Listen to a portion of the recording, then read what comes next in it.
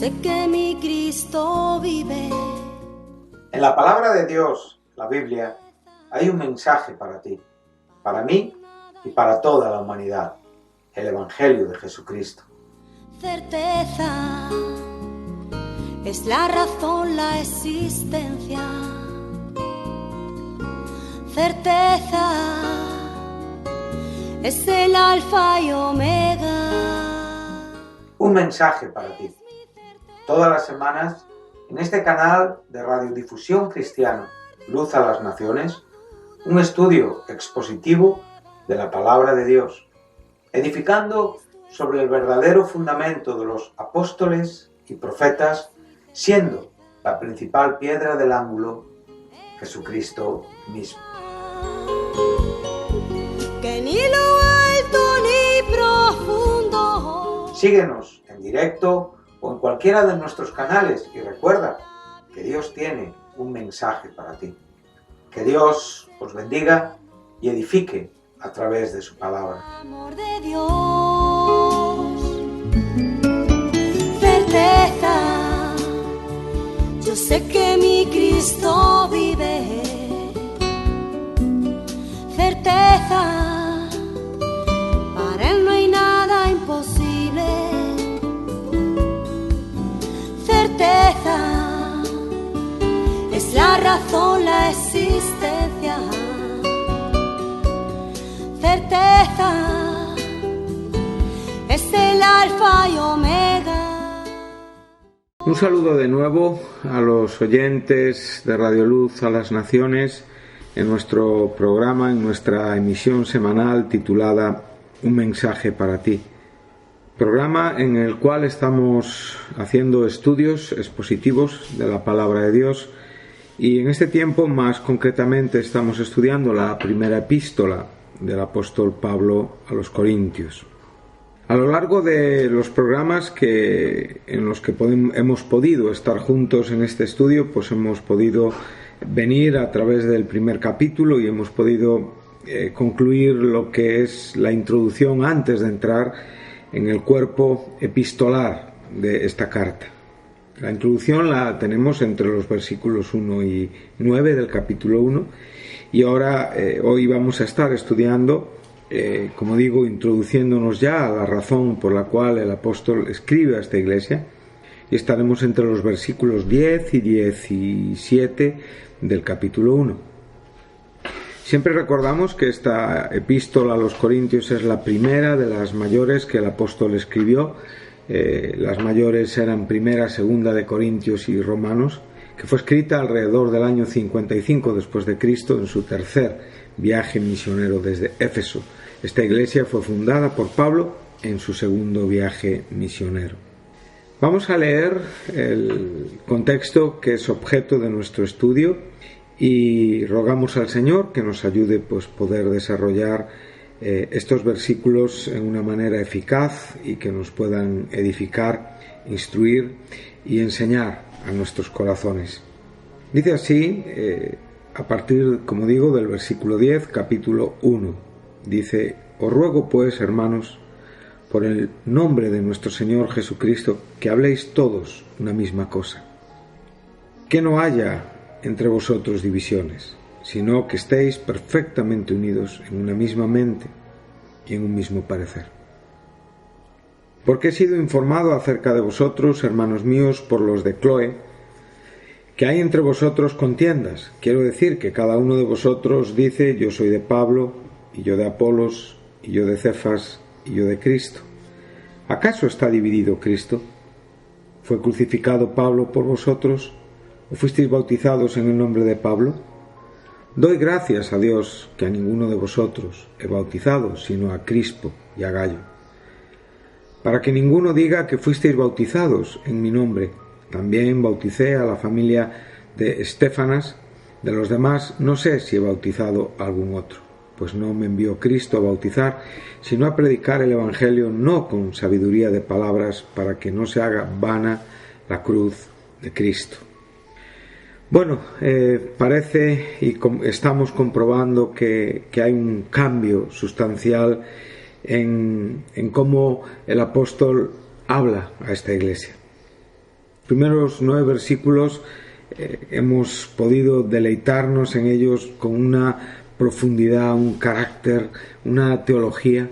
Hemos podido venir en una forma sistemática introduciéndonos al significado gramatical y literal de lo que en ellos está reflejado, y hemos podido gozarnos mucho. Bueno, lo primero que podemos percibir es el cambio tan drástico que el apóstol hace a partir de este versículo 10.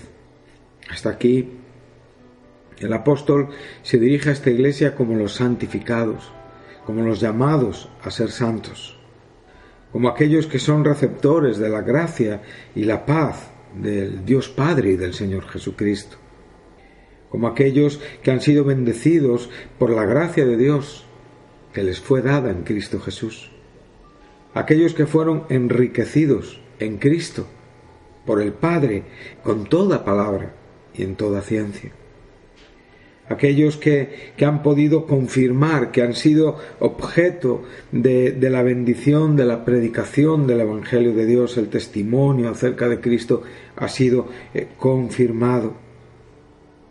Esa palabra que tanto nos ha animado, y es esa palabra que garantiza, era un término en el griego kiné, que se usaba para garantizar cualquier transacción que se llevara a cabo, del índole que fuera, con absoluta y total garantía. En el caso del Evangelio, evidentemente, es la garantía de recibir todo aquello que en el Evangelio está contenido en virtud de la obra consumada de Cristo Jesús en la cruz del Calvario. Vemos que esta confirmación a la vez les está dando una esperanza en la que no tienen falta de ningún don, ¿sí? Esperando, aguardando ansiosamente, con una expectativa santa, la manifestación, la revelación de nuestro Señor Jesucristo en su segunda venida. Claramente son aquellos que serán, aquí es el verbo futuro, han sido confirmados por el Evangelio, y también la propia obra de Cristo en sus corazones les confirmará hasta el fin. O sea, podemos ver evidentemente los tiempos de nuestra salvación fundamentados en una obra consumada, en un solo hecho. Hemos sido salvos, somos salvos y seremos salvos.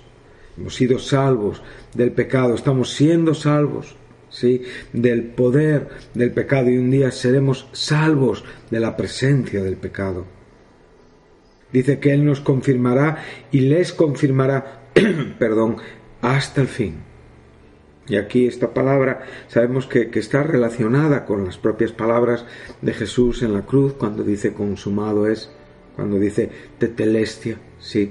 Sabemos perfectamente que estas mismas palabras las dijo Jesús cuando dice en Juan 13, sabiendo que Él dejaba este mundo para ir al Padre, amó a los suyos y los amó hasta el fin. Esto nos lleva al obrar perfecto de Dios en nosotros a través de la obra de Cristo Jesús, en una obra concluida y que a la vez, como digo, la estamos experimentando diariamente hasta el día, evidentemente, en el que partamos, hasta el día en el que nuestros cuerpos evidentemente sean transformados, ya sea por la vía de la resurrección, si hemos partido ya o hemos muerto, o por la vía de la transformación, si estamos vivos. Para que seamos anéncletos, irreprensibles, en el día de nuestro Señor Jesucristo. Aquí vemos esta iglesia también estaba siendo inocente. Pablo estaba mostrándolos el beneficio de su inocencia, de su justicia en Cristo Jesús en el día, y esto es un día judicial, es el día de Yahweh en el Antiguo Testamento, de lo cual hemos estado hablando también bastante. Concluye diciendo que fiel es Dios, el cual les llamó a la comunión con el Hijo, el Señor de la Iglesia. Por lo tanto,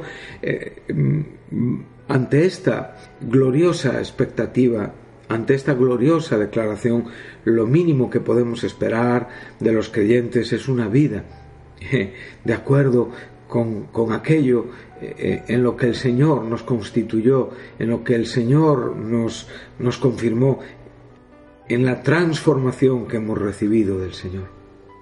En una sola ofrenda hemos sido santificados una vez y para siempre, como dice el escritor de Hebreos en el capítulo 10, versículo 14. Por lo tanto, el resultado debería de ser una conducta y una vida piadosa. Pero no era así, y por eso tenemos y observamos este cambio tan brusco, tan claro, tan evidente, posiblemente inesperado por aquellos que venimos leyendo esta epístola. A la vez nos enseña dos cosas. Una, nos enseña el corazón con el que el apóstol veía y contemplaba la iglesia, el amor preocupado y pastoral de Pablo, y a la vez también la realidad con la que él veía y sabía en cuanto a las condiciones y a las situaciones que tenían que ser tratadas, todo aquello que era deficiente, que claro, a lo largo de todos los capítulos, que no es una carta cortita, son 16 capítulos los que tiene la primera epístola a los Corintios, veremos una constante intención de corregir lo deficiente en asuntos de doctrina, en asuntos profundamente teológicos y evidentemente en estos asuntos de conducta entre los hermanos, que son los primeros que podemos apreciar aquí en este contexto. Bueno, lo primero que está diciendo el apóstol es: os ruego, pues, hermanos. Esto es una expresión característica del apóstol Pablo. Aquí este ruego sabemos que es la expresión griega parakaló, ¿sí? Que consta del prefijo para y del verbo llamar, que es kaleo.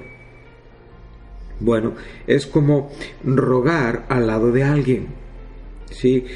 Hoy, si tú hablas con un griego, vas a Grecia, esta es la forma de pedir las cosas, por favor. Pero aquí, evidentemente, estamos con la palabra inspirada de Dios. Y por lo tanto adquiere un significado mucho más profundo. Tiene una actitud mucho más rigurosa. Y tiene que ver, evidentemente, con un ruego que en cierta manera lleva una connotación de exhortación. No es una palabra débil. Es un ruego que se lleva a cabo en el propio amor que el apóstol tiene hacia la iglesia, pero a la vez es un ruego exhortativo, ¿sí? Podemos verlo a lo largo de sus epístolas. Por ejemplo, tenemos el verso 1 del capítulo 4. Dice así: yo pues, preso en el Señor, os ruego que andéis como es digno de la vocación con que fuisteis llamados.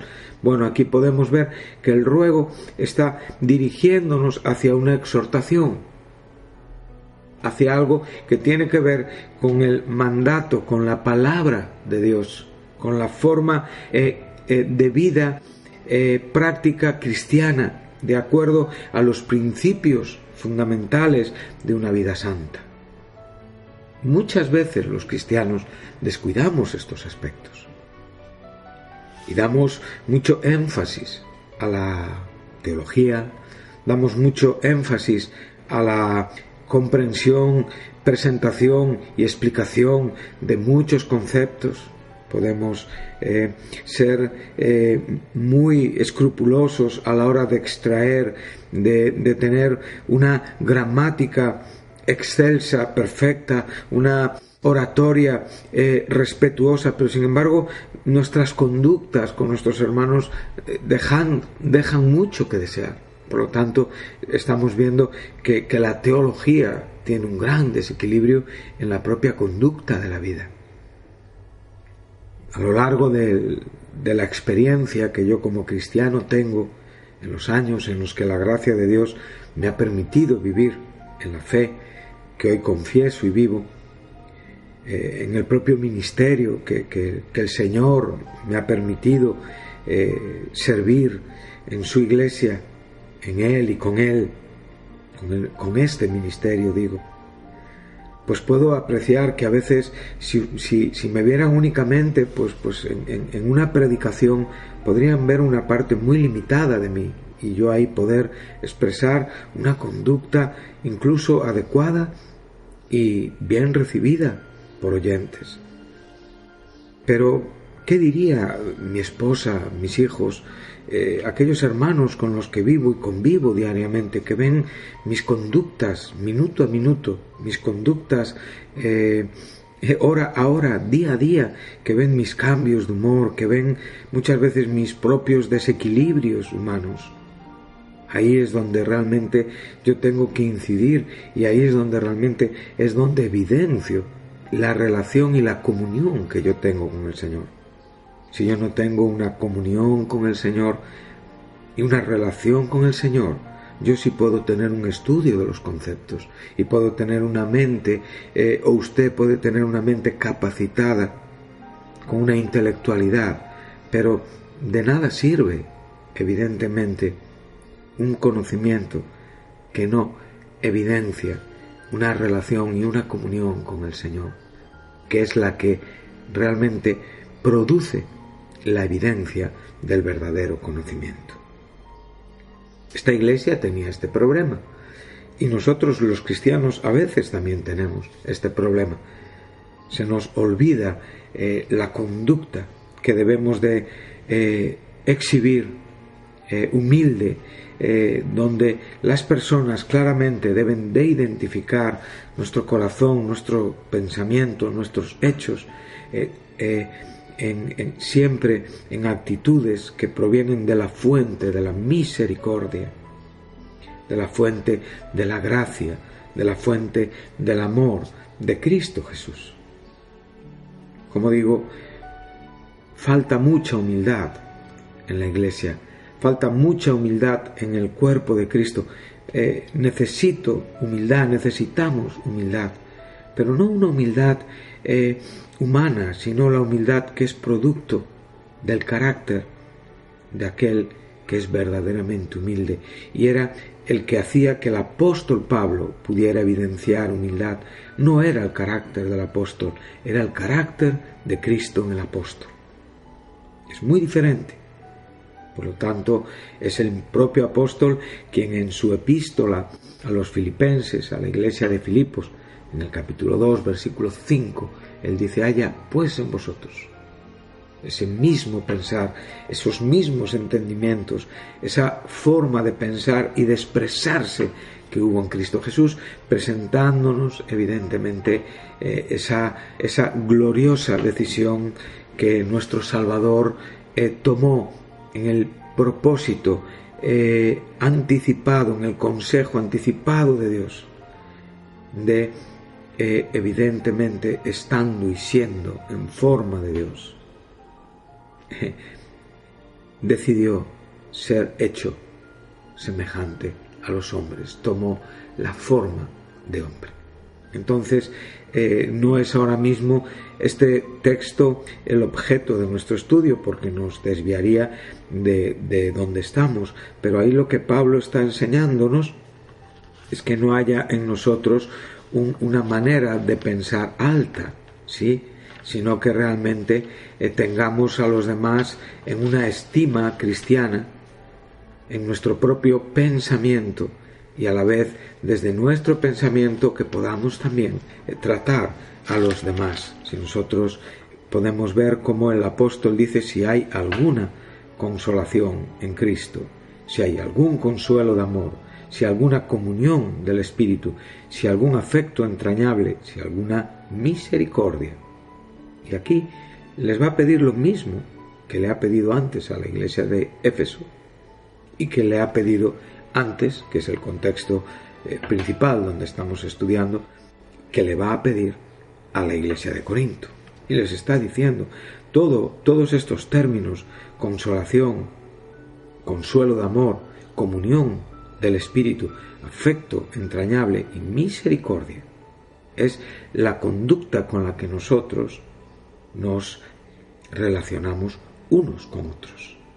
con nuestros hermanos en la Iglesia y evidentemente con aquellos con los que tenemos que vivir, hablar. A veces hay cristianos que trabajan en lugares rodeados de personas que no son creyentes y que están en cierta manera obligados a mostrar conducta cristiana aún para aquellos que no son incrédulos, porque evidentemente esos hombres son objeto de la misericordia de Dios. Por esos hombres también murió Jesucristo, y esto tiene que estimular. Por lo tanto, aquí la palabra es si hay algún estímulo en Cristo, o sea, si lo que realmente nos mueve de dentro hacia afuera pues está produciendo el consuelo en el amor, la comunión del Espíritu, los afectos entrañables.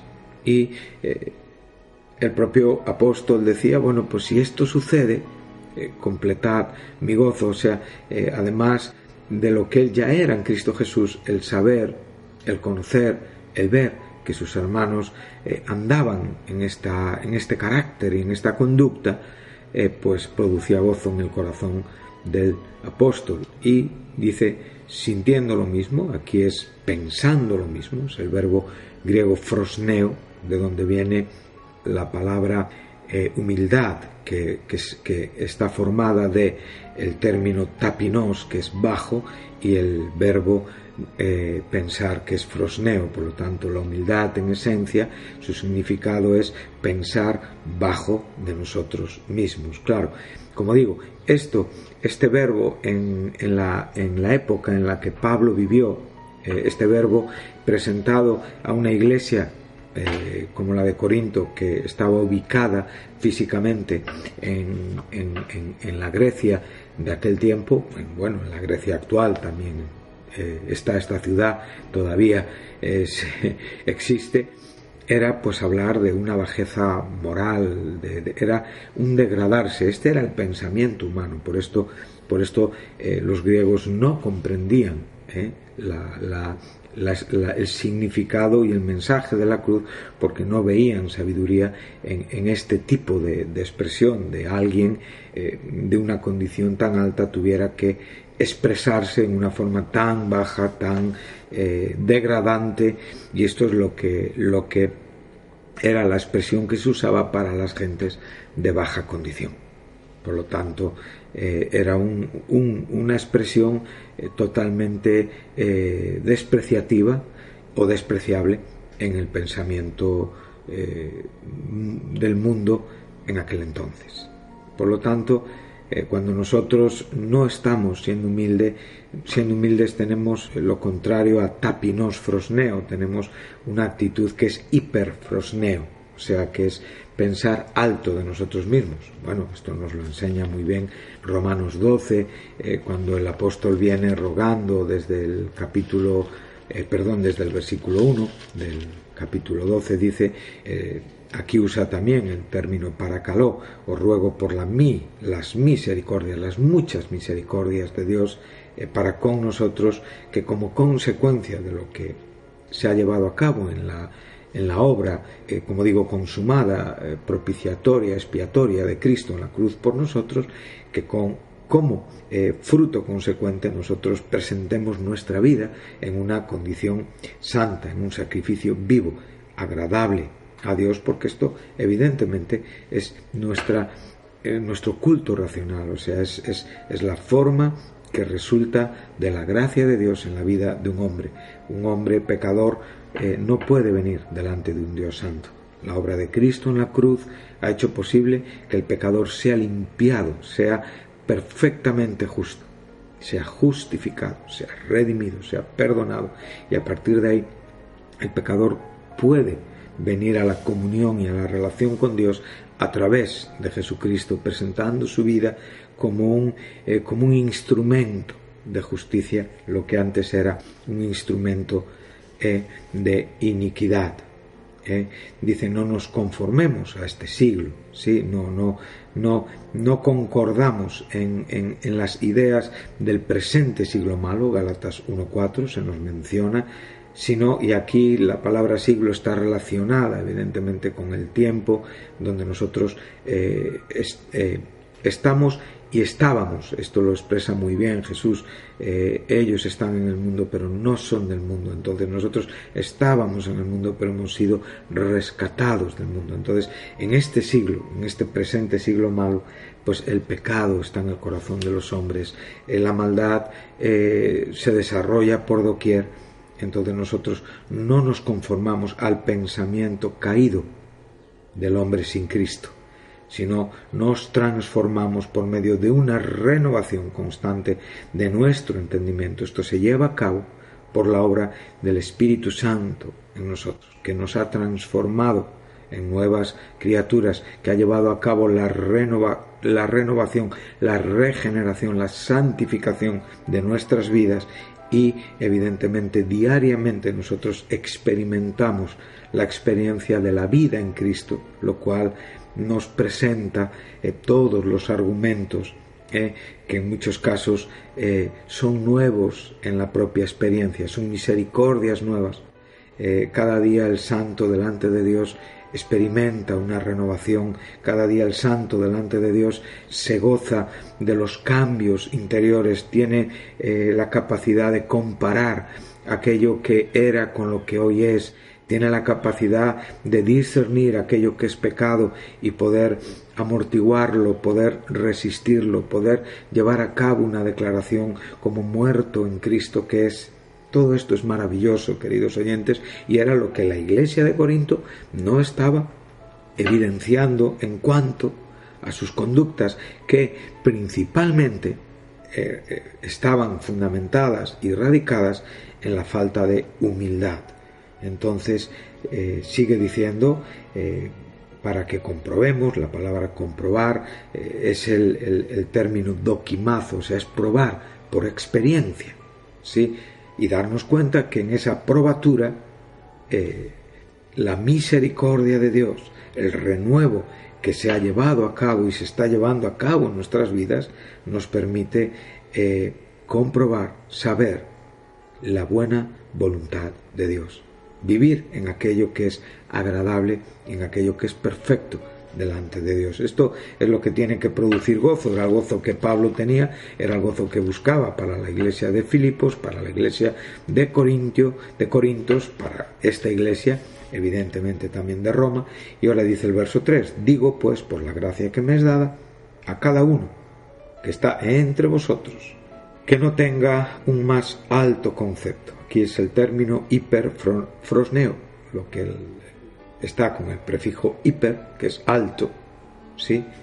Y frosneo, que es pensar, o sea, lo que es no tener un alto concepto de nosotros mismos, un alto pensamiento en cuanto a nosotros mismos, sino que pensemos con cordura, de acuerdo a la medida de fe, o sea, de acuerdo a la vida espiritual que el Señor nos ha otorgado. Esta iglesia de Corinto no tenía este problema, no tenía un pensamiento humilde. Estos, no digo todos los miembros, porque en esta iglesia había, por supuesto, cristianos de una condición bíblica y correcta, como en la iglesia de Roma, como en la iglesia de Filipos, y como en la iglesia donde posiblemente vivimos cada uno de nosotros. Pero a la vez esto es una exhortación a nuestros corazones. El ruego que el apóstol está haciendo es un ruego exhortativo, es un ruego que nos está llevando a una reflexión, y en esa reflexión pues el apóstol lo que nos va a tratar de presentar, como veremos un poquito más adelante, es la conducta humilde que estaba faltando o que podía faltar en la iglesia. En este caso, en Corinto sí faltaba, por diferentes grupos de cristianos que estaban divididos. En la iglesia de Roma posiblemente podría faltar en algunos creyentes, o también era una advertencia, como digo, un ruego exhortativo para que no faltara. Yo en esta mañana lo presento de esta manera, que no nos falte esta conducta, que realmente este ruego por la misericordia de Dios nos permita, Efesios 4:1, andar dignos del llamamiento con que fuimos llamados. Sabemos la palabra andar, es caminar, es la vida práctica del cristiano, es la vida espiritual en movimiento, ¿no? En el día a día, en nuestras relaciones con todos aquellos con los que tenemos que vivir, convivir. Sabemos que un cristiano puede ser muy efectivo en su entorno si exhibe y manifiesta una vida santa, como también puede ser objeto, evidentemente, de desprecio y en muchos casos hasta de tristeza. ¿Cuántas veces los incrédulos asisten asombrados a las conductas paganas y tremendas de aquellos que les testifican de un Dios, de un amor en Jesucristo, de una vida santa, y sin embargo con su vida lo contradicen? Esto es terrible, ¿no? El no tener testimonio para con los de afuera, como también Pablo enseña estas cosas. Pero a la vez, y principalmente aquí, es la relación, es la comunión con los santos. Entonces debemos que andar dignos de la vocación. La palabra vocación es el llamamiento, y esto es el origen, el punto donde comienza nuestra vida espiritual, con que fuimos llamados, ¿sí? Entonces nuestro andar tiene que estar a la altura del objeto, que es nuestro llamamiento. Aquí es exactamente lo mismo. Nada hagamos por contienda, verso 3, Filipenses 2, o por vanagloria. La palabra contienda la estudiaremos en la primera epístola a los Corintios, y aquí ya vamos cerrando nuestro programa de hoy, para si podemos volver el sábado que viene a seguir introduciéndonos a estas verdades, ¿sí? Antes bien, con humildad, estimando cada uno a los demás como superiores a él mismo. O sea, viéndolos en Cristo Jesús, como Pablo veía a sus hermanos y santos de Corinto, porque esa es la única manera en la que podemos presentar una exhortación, un ruego exhortativo para la buena conducta de los creyentes. Por lo tanto, propongámonos en esta semana y siempre ser humildes y tener la actitud adecuada y correcta con aquello que decimos que somos. Que Dios les bendiga, y les espero el próximo sábado para seguir con nuestro estudio de la primera epístola del apóstol Pablo a los Corintios.